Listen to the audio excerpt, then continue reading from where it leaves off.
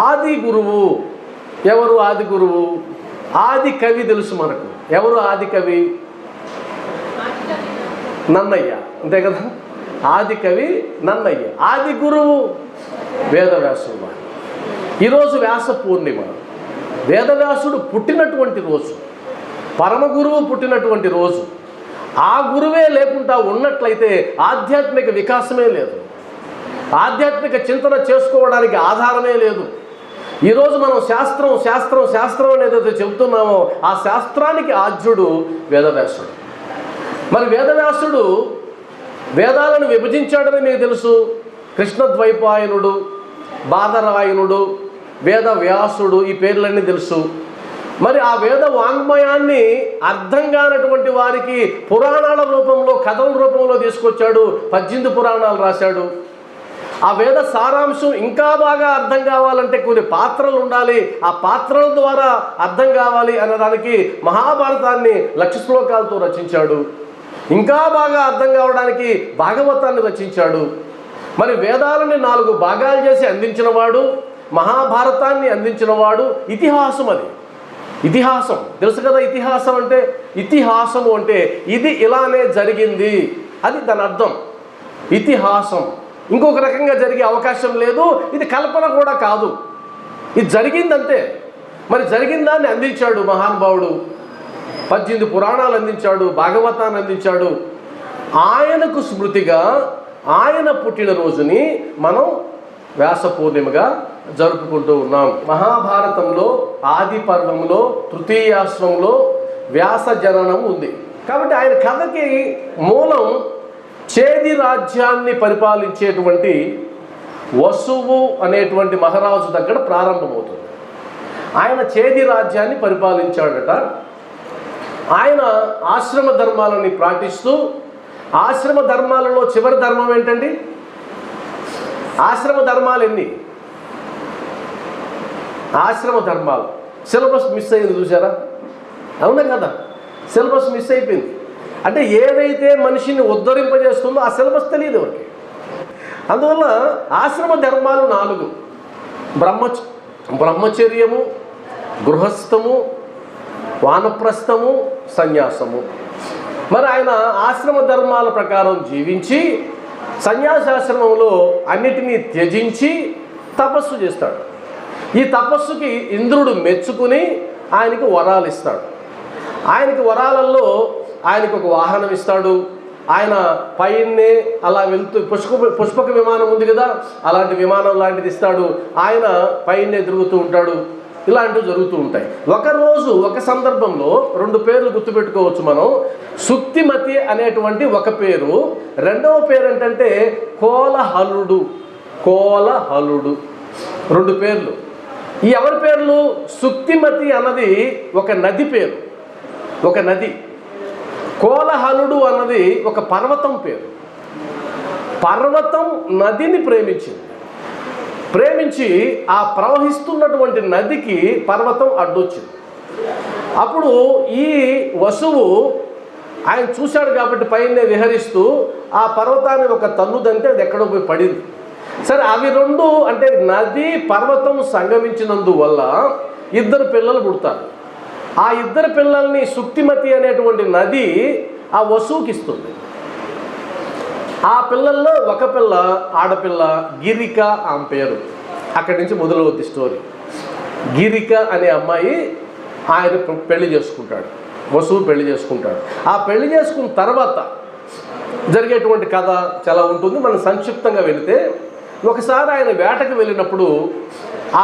వెళ్ళినప్పుడు తన భార్య గుర్తుకొస్తే, భార్య గుర్తుకొచ్చినందువల్ల, ఆమె అందమైన రూపం గుర్తుకొచ్చినందువల్ల అతనికి రేతస్సు పతనమైతే, ఆ పతనమైనటువంటి రేతస్సుని ఒక డేగకిచ్చి, ఒక దోణిలో పెట్టి డేగకిచ్చి తన భార్యకి ఇచ్చిరమ్మని పంపిస్తే, అదేదో ఆహార పదార్థాన్ని తీసుకెళ్తుందని ఇంకొక డేగ వచ్చి దాంతో పోటీపడి అవి 2 పోట్లాడుకుంటే, ఆ రేతస్సు అక్కడి నుంచి జారిపోయి యమునా నదిలో ఉండేటువంటి అద్రిక అనేటువంటి శాపం రూపంలో ఉన్నటువంటి ఒక చేప కడుపులోకి ఆ రేతస్సు వెళ్ళిపోతే, ఆ చేప కడుపులో పుట్టినటువంటి మత్స్యగంధి అనేటువంటి ఆమె మన వేదవ్యాసుని యొక్క తల్లి. అర్థమైంది కదా? మత్స్యగంధి అంటే చేప కడుపులో నుంచి వేదవ్యాసుని తల్లి వచ్చింది. అదొక స్టోరీ. ఆ తర్వాత ఆ చేపని మత్స్యకారులు పట్టినప్పుడు అందులో ఒక ఆడపిల్ల మగపిల్ల దొరికితే ఇద్దరిని తీసుకెళ్ళి దాసరాజు అనేటువంటి అక్కడ నాయకుడికి ఇస్తారు. ఆ దాసరాజు ఇద్దరు పిల్లల్ని పెంచుకుంటాడు. ఆ పెంచుకున్న పిల్లల్లో మత్స్యగంధి, సత్యవతి అంటాం కదా, ఆమె ఇంకొక పేరు. ఈ మత్స్యగంధి అంటే ఆమె శరీరంలో నుంచి ఒక యోజనం వరకు చేపల కంపు కొడుతుంది, అందువల్ల ఆ పేరు వచ్చింది. ఈ కథ మీరు వినే ఉంటారు అనేకసార్లు. ఒకరోజు పరాశర మహర్షి ఎవరు అంటే వశిష్ఠుడికి మనవడు, శక్తి మహర్షికి కొడుకు. పరాశరుడు ఆ యమునా నదిని దాటడానికి అక్కడికి రావడం, దాశరాజు భోంచేస్తూ ఉన్నందువల్ల తన కుమార్తెను ఆయనకు తోడుగా యమునా నదిని దాటించమని చెప్పడం, ఆమె ఆ మహర్షిని తీసుకొని యమునా నదిని దాటిస్తూ ఉంటే ఆమె మీద ఆయనకు మోహం కలగడం, ఆమెతో సంభోగించాలని కోరిక పుట్టడం, దాన్ని ఆమె వారించడం, ఈలోగా ఒడ్డుకు చేరడం, ద్వీపం, కృష్ణ ద్వైపాయనుడు అంటాం కదా, ద్వీపంకి చేరడం. అప్పుడు జరిగిన సంభాషణలో ఖచ్చితంగా నీతో సంభోగించాల్సిందే అని పరాశర మహర్షి అన్నప్పుడు ఆమె అంటుంది, మునికుమార్తెకు, ఆమె కూడా తెలివైందే కదా, కారణ జన్మురాలు కదా, ఆమె అంటుంది పట్టపగలు సంభోగం మంచిది కాదు అని అంటే ఆయన చీకటిని చేస్తాడు. రెండవది, నేను కన్యను, నా తండ్రికి ఏం చెప్పుకోవాలి అంటే కన్యత్వం చెడకుండా వరమిస్తాడు. నేను చేపల కంపుతో ఉన్నాను, నాతో ఎలా సంభోగిస్తావంటే ఆ చేపల కంపును తీసేసి సుగంధం పరిమళాలు వెదజల్లేలాగా ఆయన వరమిస్తాడు. అప్పటి నుంచి ఆమె యోజన గంధిగా మారుతుంది. అంటే ఈ 3 వరాలు ఇచ్చి ఆమెతో సంభోగించి ఆ సంభోగం ద్వారా పుట్టినటువంటి వాడు వేదవ్యాసుడు. ఆయన పుట్టిన వెంటనే 12 సంవత్సరాల పిల్లాడిగా ఎదిగి పుట్టిన వెంటనే తల్లి దగ్గర సెలవు తీసుకొని ఆయన తపస్సు కోసం వెళ్ళిపోతాడు. అప్పుడు వరమిస్తాడు, అమ్మా నువ్వు ఎప్పుడు తలుచుకుంటే అప్పుడు నీకు దర్శనం ఇస్తాను అని. ఆ తర్వాత మహాభారతంలో కథ అంతా మీకు తెలుసు. కాబట్టి వేదవ్యాసుని యొక్క జననం అది ఒక కారణం చేత సృష్టించబడిందే కానీ అది సాధారణమైనటువంటి జననం కాదు. కారణ జన్ములు అంటాం కదా మనం. కారణ జన్ములు కొంతమంది ఉంటారు, మనలో కూడా చాలామంది ఉంటారండి. కొంతమంది చూడండి పెళ్లి చేసుకోరు, అలా జీవితాన్ని ఏదో ఒక సేవకు దారిపోసేస్తారు. భగవంతుని సేవకు, సమాజ సేవకు దారిపోస్తారు. మనకు ఆశ్చర్యంగా ఉంటుంది. అతనికి ఏం ఇబ్బందులు ఉండవు కానీ చేసుకోడు. కారణ జన్ముడు. నేనైతే ఎలా అంటానంటే కారణ జన్ముడు. ఆ సేవ కోసమే అతను పుట్టాడు అంతే. కుటుంబాన్ని పట్టించుకోడు, అసలు ఏముండదు, సేవ చేసుకుంటూ బతికేస్తాడు. అలాంటి మహాత్ముల వల్లనే ఈ హైందవ సంస్కృతి ఇప్పటి వరకు విరాజిల్లుతూ ఉంది. మనలాగా సంసారం అని కొట్టుకునే వాళ్ళ వల్ల కాదు, ఎవరో కొన్ని త్యాగాలు చేయబట్టి ఆ త్యాగాల ఫలితంగా ఈరోజు వేద వాంగ్మయం మనకు వచ్చింది. అది వేదవ్యాసుని యొక్క జననం సంబంధించిన కథ. మనం అక్కడి నుంచి మనం షిరిడి సాయిబాబాకి రావాలంటే ఇంకొక కథ ఉంది. ఆ కథ ఏంటంటే అది కూడా క్లుప్తంగా చెప్తా. కాశీపట్టణంలో మొదలవుతుంది కథ. అక్కడ వేదనిధి, వేదవతి అనేటువంటి 2 బ్రాహ్మణ దంపతులు ఉంటారట. వీరిద్దరికీ సంతానం లేదు. సంతానం లేనందువల్ల వాళ్ళు బాధపడుతూ ఉంటే ఎవరో ఒకరు సలహా ఇస్తారు, ఏమండి మన గంగానదిలో స్నానం చేయడానికి వేదవ్యాసులు వారు మారువేషంలో వస్తున్నారు, మీరు కనుక ఆయన పాదాలు పట్టుకుంటే మీకు సంతానం కలుగుతుంది అని చెప్తారు. ఆయన నమ్ముతాడు. నమ్మి గంగానది ఒడ్డుకు వెళ్ళి అందరినీ చూస్తుంటాడు. ఎవరో ఎలా తెలుస్తుంది? మారువేషంలో వస్తాడే. అప్పుడు ఒక మధ్యాహ్నం పూట ఒకరు స్నానం చేసి వస్తూ ఉంటే ఆయనకు అనిపిస్తుంది ఈయనే వేదవ్యాసుడు అని అనిపిస్తుంది అంతే. మహాత్ముని గుర్తించడం చాలా సులభం. అప్పుడు వెంటనే ఈయన వెళ్ళి ఆ పాదాలు పట్టుకుంటాడు. అయ్యా నువ్వే కాపాడాలి, అసలు నువ్వెవర్రా, నేనెవరు అనుకుంటున్నావు, నాకు తెలుసు మీరు వేదవ్యాసులు వారు. కాదు నువ్వు పొరపాటు పడుతున్నావు అని అంటే, కాదు నాకు తెలుసు మీరే వేదవ్యాసులు వారంటే అప్పుడు ఆ ప్రేమకు లొంగిపోయి వేదవ్యాసుని చెప్పుకుంటాడు. ఏంటి నీ కోరిక? మా ఇంటికి వచ్చి ఆతిథ్యాన్ని స్వీకరించండి. ఎప్పుడు కూడా తెలివైన వాళ్ళు డైరెక్ట్గా వరాలు అడగరు, ముందు ఇంటికి పిలుస్తారు, ఇంటికి పిలిచిన తర్వాత వరాలు అడుగుతారు. ఇంటికి పిలిచి భోజనం ఆతిథ్యం స్వీకరించండి అంటే అప్పుడు వస్తాడు ఆయన, రేపు పక్క రోజు వస్తాడు. అంత ఆతిథ్యం అయిన తర్వాత అప్పుడు సహజంగా ఏమడుగుతారు? ఏమిని కోరిక అంటే వీళ్ళు అడగకుండా అక్కడి నుంచి సాయిబాబా దగ్గరికి వెళ్ళి బాబా నాకు అది ఇవ్వు ఇది ఇవ్వు అనేవాళ్ళు కొద్దిగా తక్కువ స్థాయి వాళ్ళు. బాబాకి నువ్వు సేవ చేస్తూ పోతే ఆయనే వీడికి ఏం కావాలని ఆలోచించేటట్లు చేశారనుకో పెద్ద స్థాయి, పై స్థాయి. మీరు సేవ చేస్తూ వెళ్తే చాలు, ఆయన అడుగుతాడు, మీరేం అడగాల్సిన పని లేదు.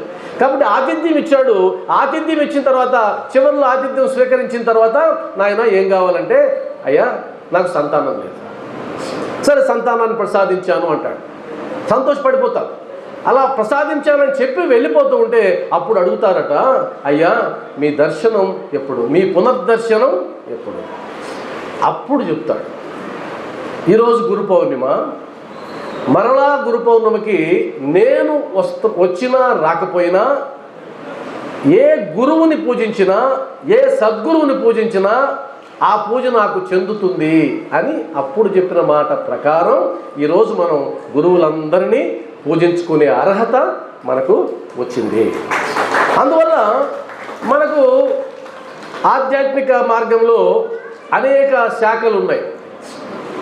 అద్వైత మతం ఉంది. అద్వైత మతాన్ని నమ్మేవాళ్ళు ఏ గురువుని పూజిస్తారు ఈరోజు? అద్వైత మతాన్ని నమ్మేవాళ్ళు ఏ గురువుని పూజిస్తారు? చూసారా, సిలబస్ మిస్ అవుతుంది కదా. ఏ గురువుని అంటే కనుక శంకరాచార్యులు వారిని పూజిస్తారు. విశిష్టాద్వైతం మతాన్ని నమ్మేవాళ్ళు ఏ గురువుని పూజిస్తారు? విశిష్టాద్వైతం రామానుజాచార్యుల్ని పూజిస్తారు. ద్వైత మతాన్ని ద్వైత సిద్ధాంతాన్ని నమ్మేవాళ్ళు, అది మతం అనకూడదు కానీ సిద్ధాంతం, ద్వైత సిద్ధాంతాన్ని ప్రేమించేవాళ్ళు, పూజించేవాళ్ళు ఏ గురువుని ఈరోజు గురు పౌర్ణమి రోజు పూజిస్తారు అంటే కనుక మధ్వాచార్యుల్ని. అంటే ఏ సిద్ధాంతాన్ని నమ్మిన వాళ్ళు దానికి సంబంధించిన ఆది గురువు ఎవరైతే ఉన్నారో ఆ గురువుని ఈరోజు పూజించుకోవచ్చు. మరి సాయి భక్తులు ఎవరిని పూజించాలి? సాయిబాబానే కదా. ఇందులో దోషం ఉందా? ఉందా? చాలామంది ఏమంటారంటే వేదవ్యాసుని మాత్రమే పూజించాలంటారు. కాదు, నాకు ఒకరి మీద గురు ఉంది కాబట్టి నాకు గురువు ఆయన, మీకు ఇంకొకరి మీద గురు ఉంది. గురువు అంటే గురి కలిగిన వాడు, గురి కల్పించగలిగిన వాడు గురువు. అవునా కదా? నేను సాయిబాబాని పూజిస్తాను. అయితే పూజించేటప్పుడు ఆ సంస్కారాలని మనం మర్చిపోకూడదు, ఆ పరంపరని మనం మర్చిపోకూడదు. ఈరోజు సాయిబాబాని పూజిస్తూ సాయిబాబా కూడా ఆ వేదవ్యాసుడు ఇచ్చినటువంటి పరంపరలో ఒక భాగమని నేను నమ్ముతా. కాకపోయి ఉండొచ్చు, అది వేరే సంగతి. వేదం చెప్పుండకపోవచ్చు, అది వేరే సంగతి. నా నమ్మకం, నా నమ్మకాన్ని కాదనడానికి ఎవరికి ఉంటుంది అధికారం? ఇప్పుడు ఉదాహరణకి అక్కడ రోడ్డు మీద నిలబడి, అరే ఈరోజు గురు పౌర్ణమి చేస్తున్నాము, ఎందుకు రారు గుడికి, రండి మర్యాదగా అంటారా? అనగలమా? లేదు. ఎందుకు? అతనికి ఎంపిక చేసుకునే అధికారం అతనికి ఉంది. నా ఇష్టం అండి, నేను రాను, నేను ఈరోజు గురువు దండం పెట్టను, నేను అమ్మవారి గుడికి పోతా, నీ ఇష్టం పో. అర్థమైంది కదా? కాబట్టి ఈరోజు వేదవ్యాసుల వారిని గుర్తు తెచ్చుకోవాలి. ఈరోజు మనం బాబా భక్తులుగా బాబాని గుర్తు తెచ్చుకోవాలి. గుర్తు తెచ్చుకోవడం ఏంటండి? ఎప్పుడు మనం బాబాని పూజిస్తూనే కదా ఉన్నాం అని అంటే కనుక బాబాని పూజించడం, బాబా చెప్పిన దాన్ని గుర్తించడం. ఉదాహరణకి ఈ మధ్యకాలంలో బాబా వారి మీద అవాకులు చెవాకులు పలికే వాళ్ళు ఎక్కువైనారు కదా, అవునా? అలా ఎక్కువైనారు అంటే మనకు సామెత ఉంది, of knowledge is always dangerous. Of knowledge is always dangerous. అలా విమర్శించిన వాడి దగ్గరికి వెళ్ళి సచ్చరిత్ర చదివావా? సూటి ప్రశ్న. చదవాల, చదివితే మాట్లాడు. అర్థమైందా? కొన్ని గుడుల్లో, కొన్ని మందిరాల్లో బాబా చరిత్ర తెలియని వాళ్ళు కూడా ఉంటారు. నేను నంద్యాలలో ఒక మందిరానికి వెళ్ళా, మా బియ్యంకుల వారి ఎదురుగా ఉండే మందిరానికి వెళ్తే ఆ పూజారి 10 గంటలకి హారతి పెడుతున్నాడు. ఆశ్చర్యం అయిపోయింది. ఏ హారతో తెలుసా? కాకడ హారతి. ఇదేంటి విచిత్రం అని ఒక వారం విన్నా నేను. నాకు తలనొప్పి వచ్చింది. అసలు ఏం జరుగుతుంది ఆ గుడిలో అని చెప్పి నేను వెళ్ళా. ఒకరోజు సాయంత్రం వెళ్తే సాయంత్రం మధ్యాహ్న హారతి పెట్టున్నాడు. సాయంత్రం సంధ్యాహారతి పెట్టలా, మధ్యాహ్న హారతి పెట్టాడు. సరే ఆరతైనంత వరకు కూర్చున్నా, మళ్ళీ కాకడ హారతి పెట్టాడు, మళ్ళా సేజ్ హారతి పెట్టాడు. చేతి హారతి అయిన తర్వాత మళ్ళీ ఇంకో హారతి పెట్టాడు. నాకు అర్థం కాక అంటే పూజారి కదా, మనం అడగలేం కదా, ఆయన అడిగాను, ఏమండి ఇప్పుడు మనం ఈ హారతి పెట్టారు ఎందుకు అంటే, ఏ హారతి అని. ఇప్పుడు వస్తున్న హారతి ఏంటి తెలియదు సార్, తెలియదు అన్న, నిజంగా చెప్తున్నా, బాబా ముందు చెప్తున్నా, అబద్ధంగా. మరి అది కాకడ హారతి అని తెలియదా? తెలియదు. అసలు హారతలు తెలియదా? తెలియదు. సత్యత చదివావా? చదవలేదు. ఇలాంటి వాళ్ళు కూడా బాబాని పూజిస్తున్నారు. వారికి అదొక వృత్తి ఉండాల్సిందే.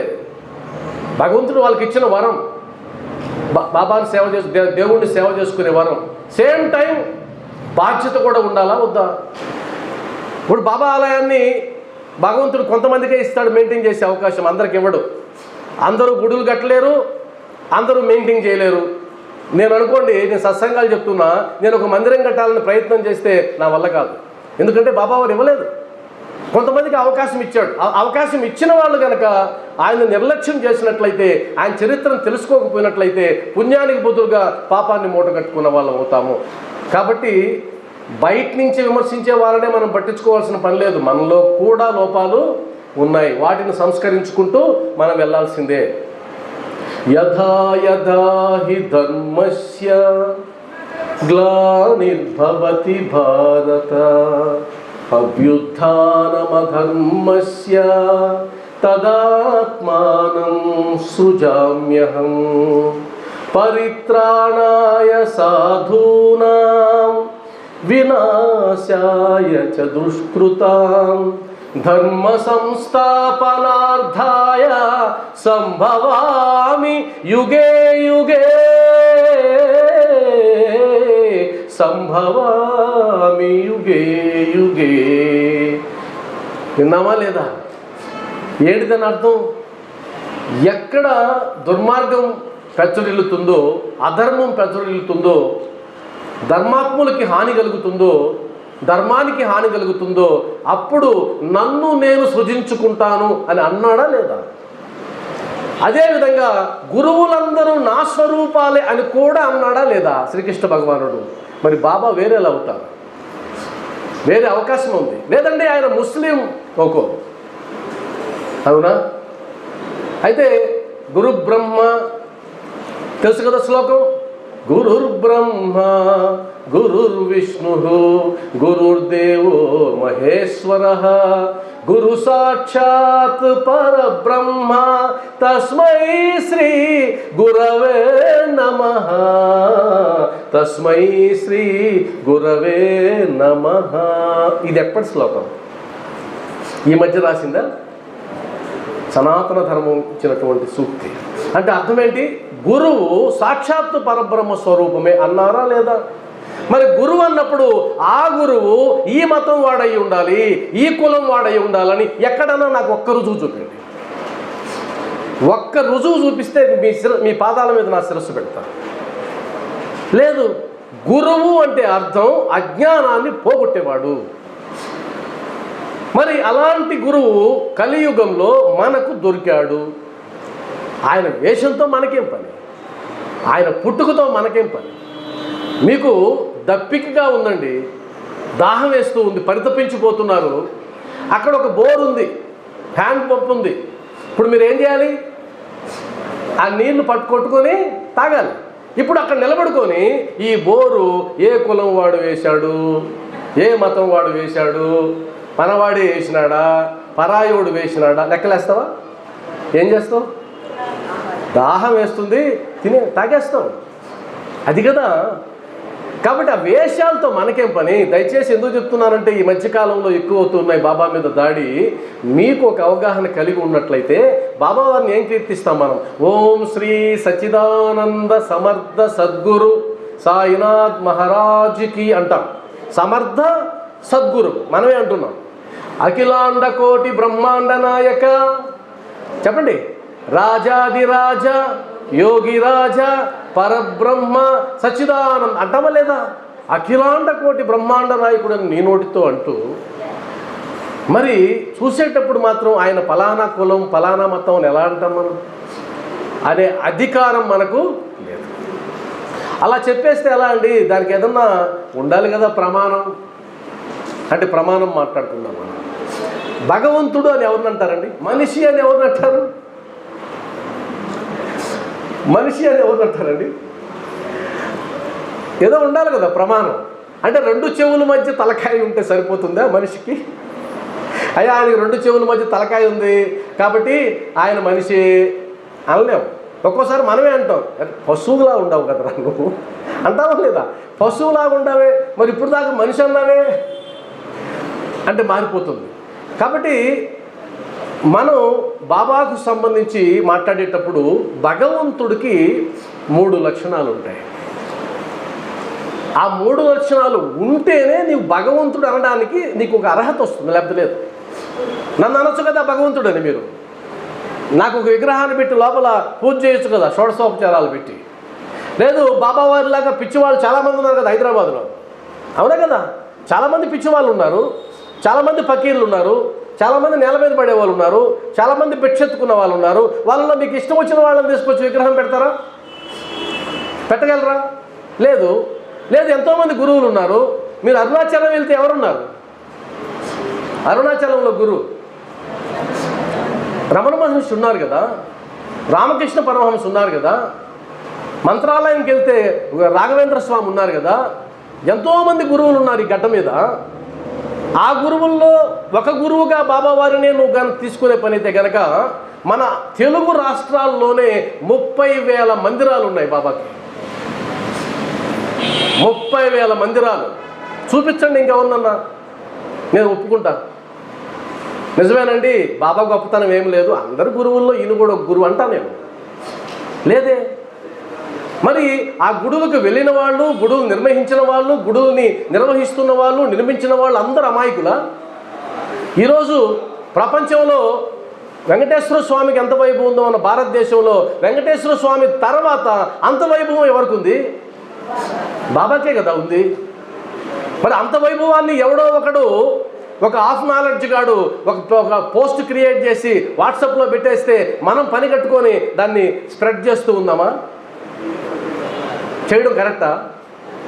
కాదండి. నీ గురువుని ఎవరైనా అవమానిస్తే శాస్త్రం ఏం చెప్తుందో తెలుసా? 3 ఉపాయాలు చెప్పింది. నేను చెప్పేది కాదు, శాస్త్రం చెప్పింది.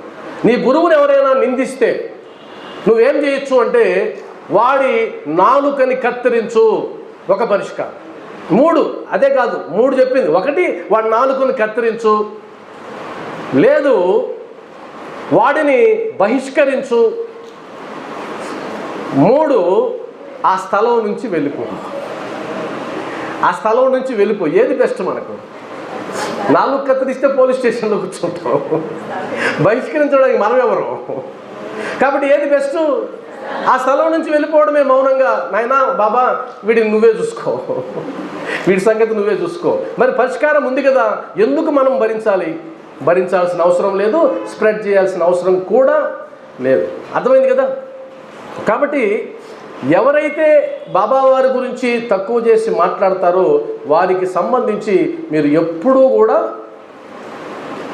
వాటిని స్ప్రెడ్ చేయొద్దు దయచేసి. అల్లా అన్నా, అయ్యప్ప అన్నా, యేసైనా వెంకటేశైనా, భగవద్గీత బైబిల్ ఖురాను వేద ప్రమాణాలేమైనా, కులమేదైనా భాషేదైనా భావమొక్కటేరా, భగవంతుడొక్కడేరా, దేవుడొక్కడేరా, సబ్కా మాలిక్ ఏక్రా, దేవుడొక్కడేరా, సబ్కా మాలిక్ ఏక్రా. ఏటికి వంకలు ఎన్నో ఉన్నా నీటికి వంకలు ఉన్నాయా, పూలకు రంగులు ఎన్నో ఉన్నా పూజకు రంగులు ఉన్నాయా, షిరిడి సాయి చెప్పిన సత్యం దేవుడొక్కడేరా, భగవంతుడొక్కడేరా, దేవుడొక్కడేరా, సబ్కా మాలిక్ ఏక్రా, దేవుడొక్కడేరా, సబ్కా మాలిక్ ఏక్రా. ప్రార్థన చేసే పెదవుల కన్నా సాయం చేసే చేతులు మిన్నా, మానవ సేవే మాధవ సేవని అనునిత్యం నువ్వు మరువకురన్న, షిరిడీ సాయి చెప్పిన సత్యం దేవుడొక్కడేరా, భగవంతుడొక్కడేరా, దేవుడొక్కడేరా, సబ్కా మాలిక్ ఏక్రా, దేవుడొక్కడేరా, సబ్కా మాలిక్ ఏక్రా. రాముడు అయినా రహీము అయినా, యేసైనా బుద్ధుడు అయినా, మందిరమైన మసీదు అయినా, చర్చైనా గురుద్వారా అయినా, సర్వమతముల సారమొక్కటేరా, సర్వధర్మముల గమ్యమొక్కటేరా, సర్వమతముల సారమొక్కటేరా, సర్వధర్మముల గమ్యమొక్కటేరా, షిరిడీ సాయి చెప్పిన సత్యం దేవుడొక్కడేరా, భగవంతుడొక్కడేరా, దేవుడొక్కడేరా, సబ్కా మాలిక్ ఏక్రా, దేవుడొక్కడేరా, సబ్కా మాలిక్ ఏక్రా. బాబా ఎందుకు భగవంతుడైనాడు? ఆయనను కోరుకోలేదు. షోడశోపచారాలు అష్టోపచారాలు నాకు వద్దురా, నిర్మలమైన నీ మనసు చాలు అన్నాడు. అలా అన్నంత మాత్రాన మనం ఆయన్ని అలా చూస్తామా? భగవంతుడిగా చూస్తున్నాం, షోడోపచారాలు చేస్తున్నాం. ఆయన సమక్షంలో ఆయన కింద నందీశ్వరుని పెడుతున్నాం, వినాయకుడిని పెడుతున్నాం, దత్తుడిని పక్కన చిన్న విగ్రహం పెడుతున్నాం, కొన్ని మందిరాల్లో ఆంజనేయ స్వామిని పెడుతున్నారు, గోపాలకృష్ణుని పెడుతున్నారు. మరి తప్పు కదండి అది. ఎందుకు తప్పు అనిపిస్తుందంటే, ఆయన నిన్నగాక మొన్న మన మధ్య వచ్చాడు కాబట్టి నీకు తప్పు అనిపిస్తుంది,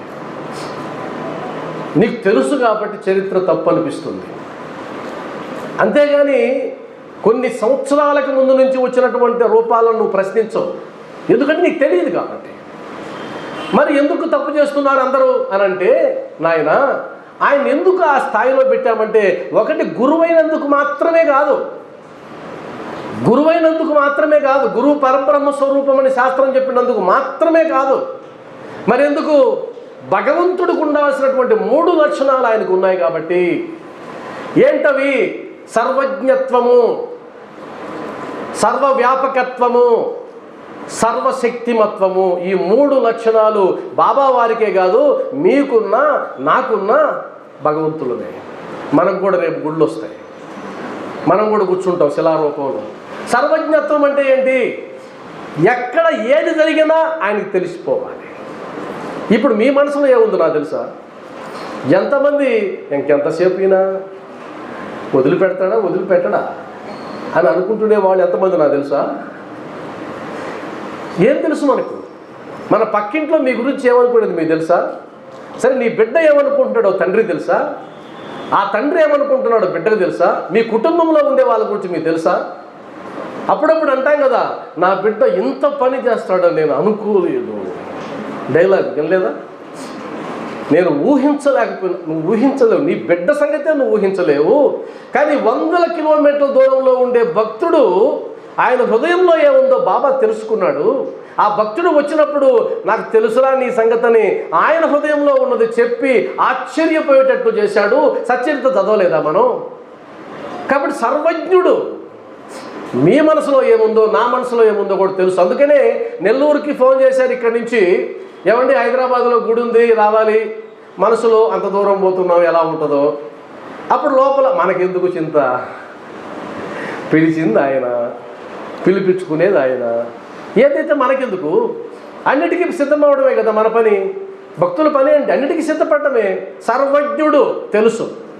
ఈరోజు ఇక్కడ ఎంతమంది అయితే నా మాటలు వింటున్నారో ఆ మాటలు వింటున్న వారికి ఏదో ఒక మాటని నా ద్వారా చెప్పించడానికి నన్ను ఇక్కడ పంపించాడు. అది ఎవరికో నాకు తెలియదు. అర్థమైందా? అది ఎవరికి సంబంధించిందో నాకు తెలియదు, మీరు చెప్తే కానీ నాకు తెలియదు. ఎందుకంటే మన సర్వజ్ఞులం కాదు. నిజమా కాదు?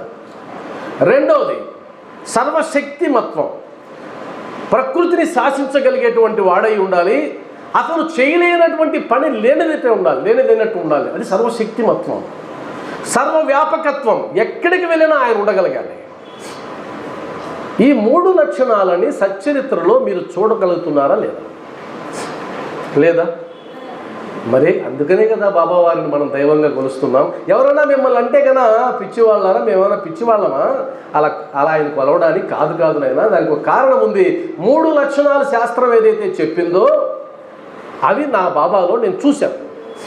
ప్రమాణం సచ్చరిత్ర చూశాను కాబట్టి నేను 2 చేతులు ఎత్తి దండం పెడుతున్నాను. కానీ ఎవరో వచ్చారని ఎవరో పోయారని కాదు అని మనం చెప్పగలిగిన రోజు పరిపూర్ణమైనటువంటి బాబా జ్ఞానాన్ని మనం సంపాదించిన వాళ్ళమి అవుతాము.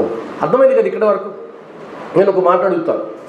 బాబాని గురువుగా మాత్రమే చూసేవాళ్ళు ఉన్నారు, సద్గురువుగా చూసేవాళ్ళు ఉన్నారు, అవధూతగా చూసేవాళ్ళు ఉన్నారు, భగవత్స్వరూపంగా చూసేవాళ్ళు ఉన్నారు, పరబ్రహ్మస్వరూపంగా చూసేవాళ్ళు ఉన్నారు. అవునా కదా? తేడాలు ఉన్నాయి. అందరూ ఆయన పరబ్రహ్మస్వరూపం అంటే ఒప్పుకోకపోవచ్చు, తప్పేం కాదు. అది వారి మనోభీష్టాన్ని బట్టి ఉంటుంది. కానీ మీకు కొన్ని విషయాలు నేను చెప్పదలుచుకున్నా, అవి చెప్పిన తర్వాత మనం మాట్లాడదాం. అవి మీకు తెలిసినవే, నేను కొత్తగా క్రియేట్ చేసినవి ఏం కాదు.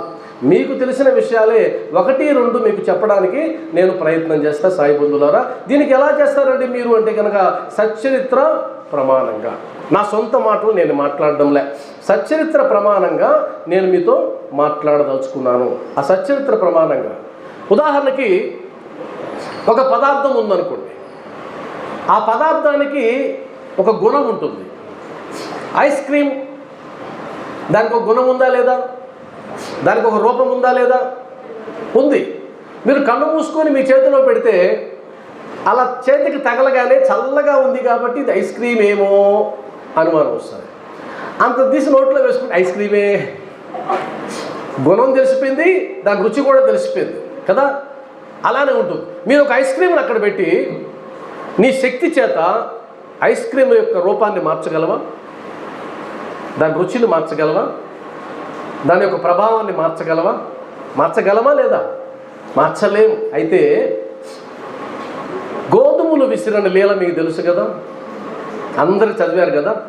మరి గోధుమలు విసిరని లీలలో ఆ విసిరినటువంటి గోధుమలని బాబావారు ఏం చేశారు? ఊరంతా చల్లించారు. ఆ 4 స్త్రీల దగ్గర ఎందుకు చల్లించారు? కలరా వ్యాధి వ్యాపించింది కాబట్టి ఆ కలరా వ్యాధిని పోగొట్టడానికి గోధుమ పిండిని పూరి పొలిమేరల్లో చల్లించాడు. గోధుమ పిండి ఏ ఉద్దేశంతో ప్రకృతి మనకిచ్చింది? దాని ఉద్దేశమే. గోధుమలు ఏం చేస్తామండి? తినడానికే కదా, రొట్టెలు చేసుకోవడానికే కదా. అంటే ప్రకృతి ఒక నియమాన్ని పెట్టింది, గోధుమలు సృష్టించింది. ఈ గోధుమల ద్వారా నీ ఆకలిని తీర్చుకో, దాని గుణం అది. మరి ఆకలిని తీర్చేటువంటి ఆ గోధుమ పిండిని ఒక వ్యాధిని పోగొట్టడానికి ఎవరు ఉపయోగించగలరు? ఒక్క పరబ్రహ్మ స్వరూపం తప్ప. ఒప్పుకుంటారా? ఒప్పుకుంటే చప్పట్లు కొట్టాలి, ఒప్పుకోకపోతే కొట్టాల్సి ఉంటుంది. మనకి ఆ శక్తి ఉందా? మనకు లేదు. లేదండి అది అబద్ధం అంటారా? అబద్ధం అంటే అంతా అబద్ధమే. ఇంక దేని నమ్ముతావు నువ్వు? అది అబద్ధం అండి, అయితే అంతా అబద్ధమే. మీరు చూశారా అండి అన్నానంటూ, మీరు చూశారా? చాలా విషయాలు చూడలే మీరు. శ్రీకృష్ణ భగవానుడు గోవర్ధన గిరిని దేని సహాయంతో ఎత్తాడు? ఏం సహాయం అండి? మీరున్నారు అక్కడ? మీరు ఎక్కడున్నారు? ఆ సమూహంలో మీరున్నారా? నమ్మామా లేదా? ఎలా నమ్మాం? ఆయనకు ఆ శక్తి ఉందండి. ఆయన సాక్షాత్తు పరబ్రహ్మ స్వరూపం. ఆయన అనుకుంటే చిటికినేలు కూడా అవసరం లేదు. అంటామా లేదా మనం? అది నమ్మకం. ఆధ్యాత్మిక చింతన అంతా నమ్మకమే. ఆ నమ్మకం పునాదుల మీదనే ఆధ్యాత్మిక చింతన ఆధారపడి ఉన్నప్పుడు గోధుమ పిండితో కలరా వ్యాధిని పోగొట్టాడు బాబా అంటే నేను ఎందుకు నమ్మను? నేను నమ్మి తీరుతాను. కాబట్టి పదార్థం యొక్క స్వభావాన్ని, దాని స్థితిని, దాని యొక్క ప్రయోజనాన్ని మార్చగలిగినటువంటి శక్తి బాబాకి ఉంది కాబట్టి ఆయన పరబ్రహ్మ స్వరూపమే అని నేను అంటాను. మీరు దానికి నో చెప్పలేరు. ఒప్పుకుంటారా? మీకు ఇంకొకటి కూడా తెలుసు. ఉప్పు నీటి బావిలో ఏం వేశాడండి బాబావారు? ఆయన పువ్వులు వేశాడు. ఎండిపోయిన బావిలో పువ్వులు వేశాడు, లేదా ఉప్పు నీటి బావిలో పువ్వులు వేస్తే ఏమైపోయినాయి అవి? మంచినీళ్ళు. మనం వేద్దామా? ఏం రావు. షిరిడీకి వెళ్తే ఆ వేప చెట్టు చుట్టూ కంచి కట్టున్నా కూడా ఆ వేప చెట్టులో వచ్చేటువంటి వేపాకు కోసం కొట్లాడుతున్నామా లేదా? మనం ఎక్కడన్నా అక్కడ ఆకు కనిపిస్తే లవక్కం దాన్ని చేపట్టుకొని ఎవడన్నా అడుగుతాడు, ఎవడు జోలు పెట్టుకొని పరిగెత్తూ ఉంటాం కదా. ఇది మన స్థితి, అది ఆయన స్థితి. అందువల్ల గుర్తుపెట్టుకోవాల్సింది ఏంటంటే, బాబావారు అనుకుంటే ఏదైనా చేయగలరు. ఊదితో నరోగాలు గుణపరచినావు, ఊదితో నరోగాలు గుణపరచినావు, నమ్మిన వారిని మరువవు నీవు, ఊదితో నరోగాలు గుణపరచినావు, నమ్మిన వారిని మరువవు నీవు, మహిమల నిలయమే ద్వారకమాయి, మహిమల నిలయమే ద్వారకమాయి, సాయి బాబా దయగనవోయి అనుకుంటున్నావా లేదా? ఆయన చేయలేదేముందండి. ఇంకొక విషయం చెప్తాను.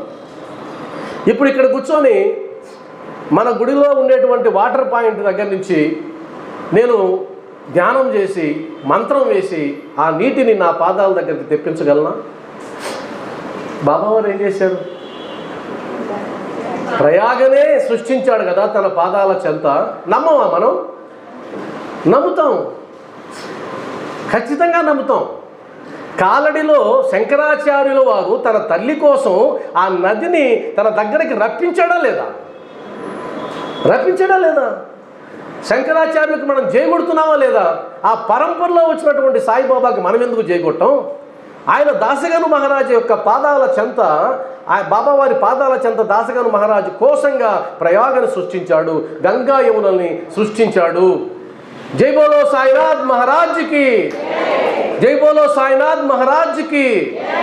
వేప చెట్టు నీడలోన చేసినావు తపస్సు, వేప చెట్టు నీడలోన చేసినావు తపస్సు, యోగివైన నీవు హరివని తెలుసు, యోగివైన నీవు హరివని తెలుసు, ఆ పుణ్య నదులు గంగా యమున, ఆ పుణ్య నదులు గంగా యమున, షిరిడిలో పారే నీ దయ వలన, షిరిడిలో పారే నీ దయ వలన.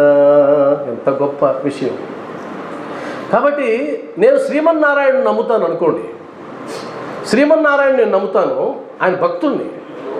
ఇప్పుడు బాబావారితో నాకు అనుబంధం ఏర్పడింది, ఆయనతో సాంగత్యం ఏర్పడింది. ఇప్పుడు నేనేమనుకుంటాను? ఆ శ్రీమన్నారాయణుడే ఒక గురువుని నాకు ప్రసాదించాడు అనుకుంటానా లేదా? నేను రామభక్తుణ్ణి. ఇప్పుడు నేనేమనుకుంటాను? ఆ రాముడే నాకు ఈ గురువుని ప్రసాదించాడు. శాస్త్రాలు ఏం చెప్తాయంటే, నీకు ఒక గురువు దొరికాడు అంటే గనక నీ దైవం యొక్క కృప.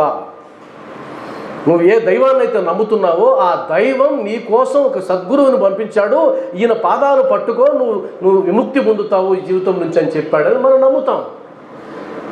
అందువల్ల గురువులో అన్ని దేవతామూర్తులు ఎందుకు చూస్తాము అంటే కనుక, ఆ దేవతామూర్తులు, ఆ దైవం యొక్క, ఆ నారాయణుడి యొక్క, ఆ పరమశివుడి యొక్క, అమ్మవారి యొక్క అంశగా మనం ఆయన చూస్తున్నాం కాబట్టి. అందువల్ల ఆయన పూజలు అందుకుంటున్నాడు. ఇంకొక విషయం చెప్తాను. స్పర్శ మాత్రం చేత సకల రోగాలని పోగొట్టాడా లేదా? మనకు ఆ శక్తి ఉందా? లేదు. ఎన్నో ఉన్నాయి సచరిత్రలో, ఒకటా రెండా, ఎన్నో ఉన్నాయి. బాబావారి స్పర్శ తగిలితే చాలు. మీరు అంతెందుకు బాబావారికి అభిషేకం చేసేటప్పుడు ఆయన పాదాలను చూచేటువంటి ఆ పాల నీటి చుక్కని పట్టుకోవడానికి పోటీ పడతామా? పడతాం కదా. ఎందుకని? పాదాలు తాకి వస్తున్నాయి. ఆ పాలు సామాన్యమైన పాలు కాదు. కాబట్టి స్పర్శ మాత్రం చేత, కంటి చూపు మాత్రం చేత, ఒక వాక్కు మాత్రం చేత అనేక రోగాలను పోగొట్టినవాడు సాయిబాబా. దిగు దిగు దిగు అన్నటువంటి ఒక వాక్కుతో పాము యొక్క విషాన్ని కూడా తగ్గించగలిగిన వాడు. ప్రకృతిని శాసించగలిగిన వాడు, నేల మీద తట్టి నిప్పును సృష్టించగలిగిన వాడు, అదే నేల మీద తట్టి నీటిని సృష్టించగలిగిన వాడు, తుఫానుని ఆపగలిగిన వాడు, మండుతున్నటువంటి దునిని ఒక్క సటగా దెబ్బతో తగ్గింపజేసిన వాడు, కూలిపోతున్నటువంటి స్లాబుని ఆగు అన్నటువంటి ఒక్క మాటతో ఆగగలిగేటట్టు చేసేవాడు పరబ్రహ్మ స్వరూపం కాక ఇంకెవరవుతారు? అయ్యే అవకాశం ఉందా? మరొక విషయం చెప్తాను. ఈ మధ్య స్టీవ్ జాబ్స్ మరణించాడు. తెలుసు కదా స్టీవ్ జాబ్స్ అంటే? ఆయన యాపిల్ ఫోన్ సృష్టికర్త. యాపిల్ ఫోన్ అంటే తెలుసు. ఆయన పేదరికం నుంచి మొదలుపెట్టి కోటీశ్వరుడు అయినాడు, ప్రపంచ కోటీశ్వరుడు. కోట్లు సంపాదించాడు, పేరును సంపాదించాడు. చివరిలో ఆయనకి రోగం బారిన పడ్డాడు, వ్యాధిగ్రస్తుడైనాడు. చివరిలో ఆయన చనిపోయే ముందు ఇచ్చినటువంటి స్టేట్మెంట్ని అన్ని పత్రికలు, ప్రధాన పత్రికలన్నీ కూడా పేపర్లో వేసాయి. ఆయన చెప్పిన మాటల్ని. ఆ మాటల సారాంశం ఏంటంటే, కోట్ల రూపాయలు సంపాదించాను, నా ఈ కోట్ల రూపాయలను తీసుకుని నా రోగాన్ని తీసుకునేవాడు ఒక్కడున్నాడా ఈ భూమి మీద? సాధ్యపడుతుందా? నా వ్యాధిని మీరు తీసుకోగలరా? మీ వ్యాధిని నేను తీసుకోగలరా? భార్యాభర్తలు ఆదర్శ దంపతులు అండి. ఈయన క్యాన్సర్ వచ్చింది, ఆ క్యాన్సర్ నీకొద్దు నాకు ఇచ్చి అంటాడా? కిడ్నీ అడిగితేనే ఇవ్వడం లేదు, కిడ్నీ అడిగితే కూడా ఇవ్వడం లేదు, వేరే విషయం. బిడ్డకి ఆరోగ్యం బాగలేదు, తల్లి తీసుకుంటుందా? ఎవడి కర్మ వాడు అనుభవిస్తున్నాడు. ఈ ప్రపంచంలో నీ నొప్పిని తీసుకునేటువంటి గురువు, నీ వ్యాధిని తీసుకునే గురువు సచ్చిదానంద సాయినాథుడు మాత్రమే. ఎలా చెప్తారు? తాత్యా సాహెబ్ యొక్క ప్లేగు వ్యాధిని తీసుకున్నాడు, మహాసమాధి అయినాడు. ఎక్కడో కొలిమిలో పడిపోతూ ఉంటే బాలుడు, ఆ బాలుడిని కాపాడడానికి తన చేతిని కొలిమిలో పెట్టాడు. అమ్మా, భయపడాల్సిన పని లేదు, నీ కుమారుడికి నయమవుతుంది, ఆకాశం మబ్బులు పట్టింది, అవి పోతాయి, నీ కుమారుడి యొక్క ప్లేగు బొబ్బల్ని నేను తీసుకున్నాను తల్లి అని చెప్పాడా లేదా? చూపించాడా లేదా? ఎక్కడో ఒక ఆవును కొడితే వాతలు ఆయన చూపించాడా లేదా? ఉదయాన్ని పాడినటువంటి ఆ చాలీసాలో కూడా మీరు పాడారు ఆ వాటని. వాతలు కొడితే మీరు చూపించినారు అంటే అర్థం ఏంటి? మన నొప్పిని, మన వ్యాధిని తీసుకోగలిగినటువంటి సద్గురువు యొక్క పాదాలు పట్టుకున్న మనం అదృష్టవంతులము. తిరిగి చూసుకోవాల్సిన అవసరం లేదు, సామాన్యుడు కాదు. ఏదైతే మనం కీర్తిస్తున్నామో అఖిలాండ కోటి బ్రహ్మాండ నాయకుడు, రాజాదిరాజు, యోగిరాజు అని, అది అక్షరాల నిజం.